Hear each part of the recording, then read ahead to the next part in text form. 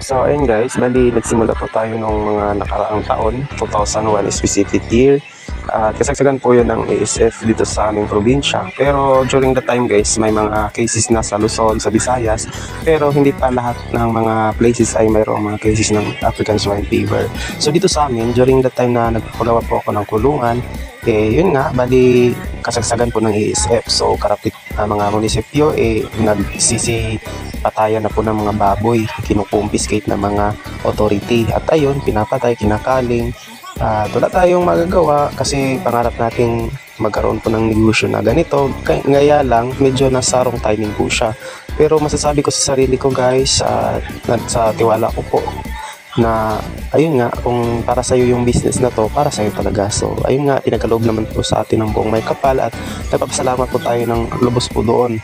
Kasi hanggang ngayon, nandito po tayo, nag-expand tayo ng nag-expand. So mula pala dito guys, sa pagkakaroon natin ng simpleng kulungan, kasi simula natin, gumamit lang po tayo ng mga available materials, kagaya po ng mga kawayan, tawid, at syempre, dahil po may naipon naman po tayo nung mga nagdaang mga panahon, nung nagtatrabaho tayo, ginawa po natin concrete po yung mga sahig.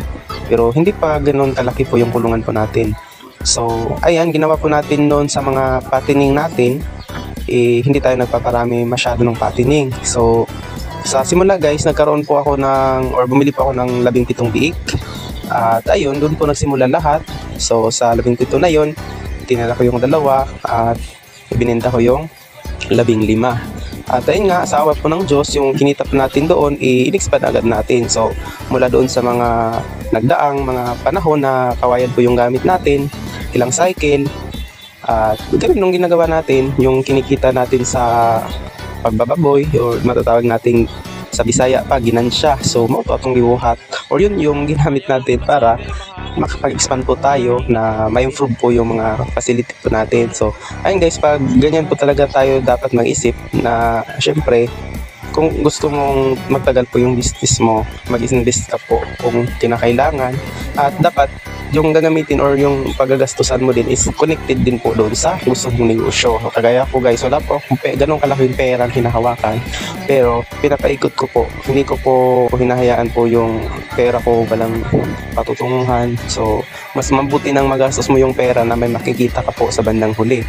At ayun nga, mula doon sa mga kawayan nating kulungan, ito na po siya ngayon, naging concrete na. Although hindi pa ganun ka perfecto, pero masasabi po natin may improvement. Kaya nga, ayan po, nakapaggawa na po tayo ng mga komportabling tirahan po ng ating mga baboy. So ito, para po ito sa mga patining, linisan lang po natin kasi wala pa pong laman, kapanganak lang po ng mga inahin po natin. So sa ngayon guys, nagpo-focus po ako sa mga inahin at nagpapalaki lang po ako dito ng mga baboy pag may mga okasyon, kasi medyo di po ganoon kadali pong magbenta dito sa ating, kasi nga po doon sa mababa ang live weight, pero sa mga biik may standard price. So ang nabintahan ng mga biik dito sa amin guys, nasa 4,000 to 4,500. So pinakamura na dyan pag ibinigay mo ng 3,800, although may mga ganyan pa namang mabibili, pero kadalasan talaga 4,000 pesos. So katuwa ko pala dito guys ay aking mama, aking mga kapatid. Ayan, sila po yung papaligo. Bali ako lang po dito is siyempre nagmamanage, natuturo, nag-i-study kung ano po yung mga dapat kong gawin.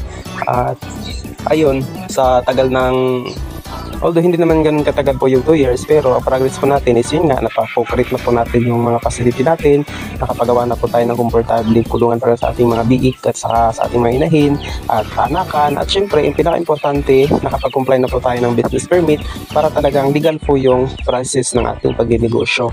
Kaya ayun po, salamat po sa Panginoon dahil ibiniyaya po niya sa atin ito. Sana po mapalago pa po natin ito sa sunod pang mga panahon. So thank you guys, follow for more para sa susunod pa nating update dito sa ating journey, sa ating pagbabakyard, piggery farming. Thank you, happy farming!